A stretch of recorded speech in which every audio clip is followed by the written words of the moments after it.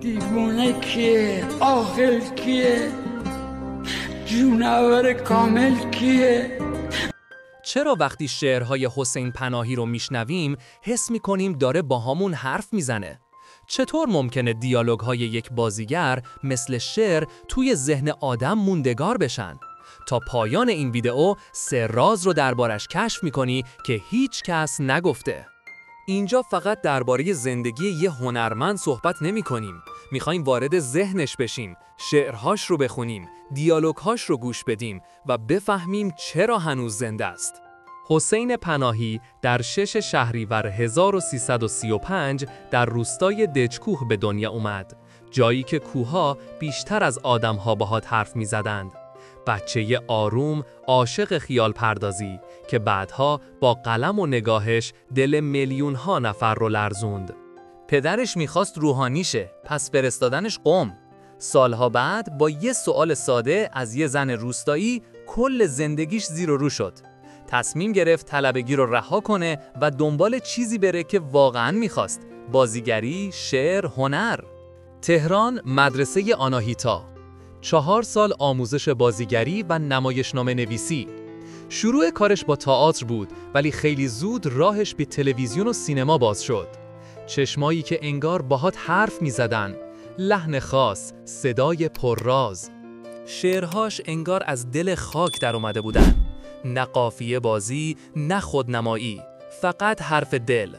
ماهی‌ها از دریا خسته نمیشن، ولی آدما از هم چرا؟ یا باید فراموش کرد، اما چجوری؟ و اون شعر معروف: اومدی حیرونم کنی که چی بشه، دلمو داغون کنی که چی بشه، تو اگه عاشق نبودی راه گم کردی عزیز. هر شعرش یه زخم تازه بود. اگه این بیت‌ها به دلت نشستن، تو بخش بعدی بریم سراغ دیالوگ هایی که تو سینما ازش شنیدیم و هنوز تو گوش خیلیا مونده. توی آژانس دوستی گفت آدما اگه بدونن قراره بمیرن دیگه واسه چی اینقدر به هم زخم میزنن؟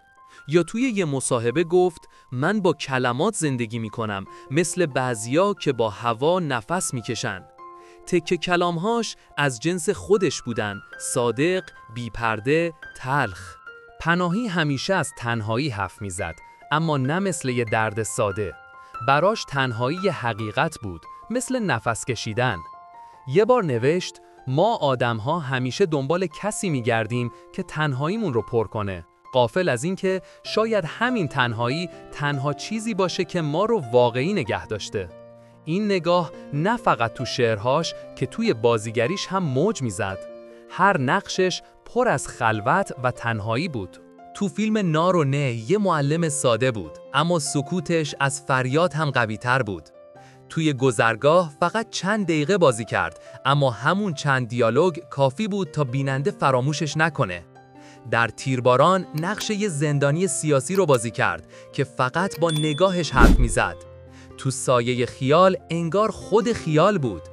نقشاش کوچیک بودن ولی تأثیرشون بزرگ. بعد از مرگش خیلیا فکر کردن دیگه یادش کمرنگ میشه. اما هر سال تو شبکه‌های اجتماعی یکی از جملات یا شعرهاش دوباره ترند میشه. مثلا وقتی نوشت خدا هم تنهاست ولی تحمل میکنه، این جمله بارها دست به دست شد، چون هر کسی یه بار توی زندگیش حسش کرده. این یعنی پناهی حتی وقتی نیست بیشتر از همیشه هست. گاهی تو دن فیلم‌ها دیالوگ‌هاش انگار از دفتر شعر در اومده بودن. کاش میشد خاطره ها رو مثل لباس شست، انداخت رو بند تا باد ببره. یا آدما نه فقیرن نه تنها، فقط شنیده نشدن. و این بیت که این روزها کلی تو شبکه ها میچرخه: ما از تبار خسته هاییم، از جنس بارونای نیمه شب، از دود سیگار توی باد. پناهی شاعر بود حتی وقتی بازی میکرد. بعضیا با نقشاشون موندگار میشن، بعضیا با کلماتشون. پناهی با هر دو. بعد مرگش دفترچه‌ای پیدا شد، روش فقط یه جمله نوشته بود: خدا هم تنهاست ولی تحمل میکنه. این یه شعر نبود، این خود پناهی بود. حسین پناهی در 14 مرداد 1383 از دنیا رفت، ولی هنوز صداش توی ذهن ما زنده است. اگه دنبال شعرهایی هستی که هیچ وقت منتشر نشدن یا میخوای پشت صحنه دیالوگ‌هاشو بدونی، ویدیوی بعدی مال توئه. کامنت کن کدوم حرفش رو هیچ وقت یادت نمیره، چون ما دوباره برمیگردیم با داستان‌هایی که شنیده نشدن.